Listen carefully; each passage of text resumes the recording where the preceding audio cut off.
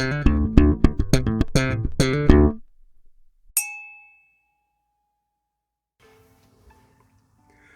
my friends, and welcome to another whiskey review with me, the Whiskey Novice. Thank you for joining me for one last trip around the supermarket aisles. A few weeks back I started doing some reviews. I'd done a bit of a supermarket sweep of 4 single malt, non-age stated whiskies. All Scotch on this occasion. And I just happened to spy these at a good price. They were a very good price. 4 bottles, all under, so they were £100 for the 4 bottles, under £100 for the 4 bottles. And this was one of them. This was the last of the 4. I picked this one up separately. Actually, I just happened to spy it. And it's the Glenmorangie Triple Cask, are they calling it just? Triple Cask Reserve. Whoop. So what are those 3 casks? Well, ex-bourbon, I believe. Ex-bourbon, virgin oak, and rye casks. So, 40%. Yes, chill filtered. Yes, natural colour. Don't know. I mean, most of that stuff, in this case, generally, at that price, we're stopping. I generally stop caring about whether they're, because let's face it, they're going to be chill filtered. They're going to have colour added, most likely. Most likely. Now, most people would know that I am a bit of a Glenmorangie fanboy. It's my, I always talk about guilty pleasure distillery in that, we feel like as if we should have probably moved on from Glenmorangie. But I'm quite happy just to hang around and still say that I enjoy what they do. But is this, so this is a sort of new entry level, and I'm finding myself seeing these distilleries almost going backwards. And I suppose at the end of the day, they're trying to release something interesting for the new consumer, for the person who's trying to gather up a few whiskies on a budget. And there ain't nothing wrong with that, let's face it. So this one, quite tight on the nose once again. First time getting sort of like sherbet dib-dabs. Sherbet, certainly, that brighter, sweeter note. Lemony, citrus, lime. There are more than one citrus fruit going on here, definitely. But it's slightly sugary, slightly sweet, slightly synthetic. But it's not bad. It's not a bad balance on the nose. And once again, there's enough going on. I'm sort of trying to look at all these bottles that I've done in my supermarket sweep, as I'm calling it, are all, and I'm sort of trying to look at them from the point of view of, if I were just getting into whiskey, what would these do for me? How would I feel about these whiskies?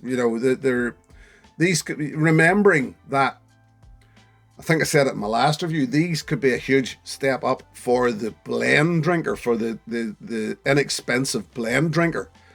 This is into the realms of single malt then. So yeah, there is enough going on in this. Not enough, a lot of age going on, in fairness, but quite a lot of blending going on in there.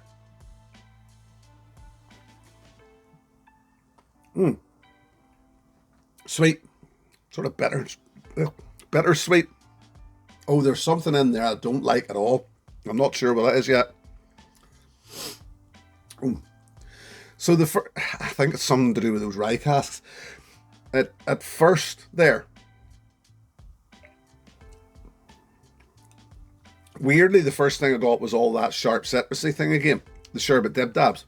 And it's the sherbet thing in that there is actually almost a effervescence off this. But as it gets into the back of the palate, it turns a bit weird, a bit vegetative, which is bizarre. And that's why I'm saying, is there something about these, about the rye cask being used?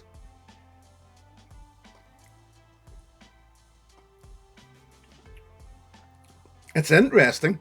I'll say that about it. It's different. Finish is very short and It's sort of, but there's something awful familiar but not terribly pleasant hanging around in the back of it.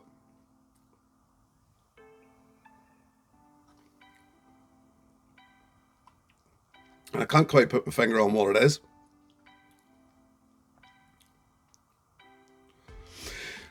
It's not bad. There's enough heft going on with it. There's definitely something in the back of that palate and in the finish that I'm not quite fond of. I'm not quite aware of what it. I can't quite put my finger on what it is. I have sat down with this. I haven't given it an awful lot of time, as you can see.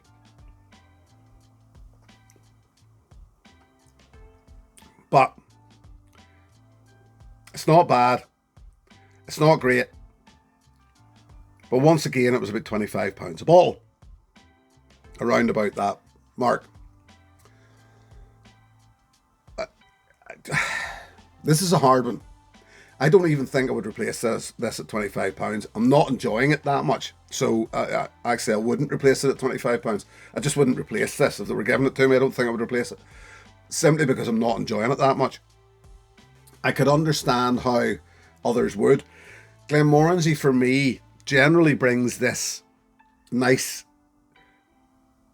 there's an orange note in Glenmorangie that I know some of us talk about, some of us don't. The cereal notes of Glenmorangie are usually nice and, you know, balanced and flavoursome, etc., etc. It's one of the reasons I like Glenmorangie. Even when it's bottled at a lower ABV, it works very well. This is just a bit thin.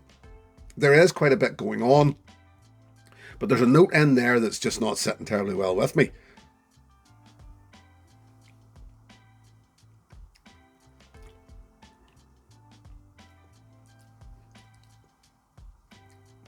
Yeah.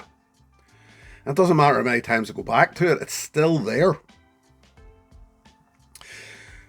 Yet again, it doesn't matter how many times I've talked about this, about what we're doing here, what I'm talking about in the last few reviews about supermarket whiskey single malts.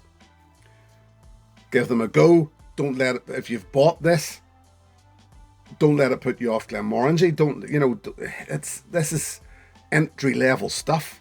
If you've paid £25 for this, you haven't been ripped off. It's single malt. And I know that has become almost this thing which is synonymous with, oh, it must be better if it's single malt, etc., etc. But any single malt, even a non-age stated single malt, coming in around the £25 mark is cheap. That's affordable. There's better. Once again, I would almost just spend the extra and buy the entry level 12-year-old as it is now, the 10-year-old now off the market, rather than this one. Just bypass this, buy the 12. But it's not the worst. It's not the worst. Yeah.